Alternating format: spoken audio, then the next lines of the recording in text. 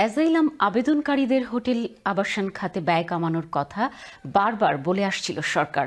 সে অনুযায়ী এই খাতের ব্যয় আগের তুলনায় 1/3 কমিয়ে এনেছে বলে দাবি করেছে হোম অফিস। 2024 সালের এপ্রিল থেকে চলতি বছরের মার্চ পর্যন্ত ব্যয়ের একটি হিসেব প্রকাশ করেছে হোম অফিস।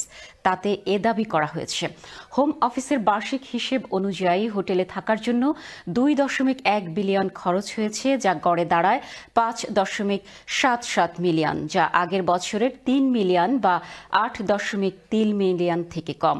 সরকার সস্তা আবাসন এবং রুম ভাগাভাগি পদ্ধতি ব্যবহারের পদক্ষেপ নেওয়ার পর প্রতি ব্যক্তির জন্য গড়ে রাত্রিকালীন খরচ হ্রাসের ফলে এই সাশ্রয় সম্ভব হয়েছে। কিন্তু অক্সফোর্ড বিশ্ববিদ্যালয়ের মাইগ্রেশন অবজারভেটরি থিঙ্ক ট্যাঙ্কের ডক্টর পিটার ওয়ালস সতর্ক করে বলেছেন, মার্চ মাস থেকে ছোট নৌকায় পারাপার বৃদ্ধির ফলে হোটেলের উপর নতুন করে চাপ বাড়তে পারে।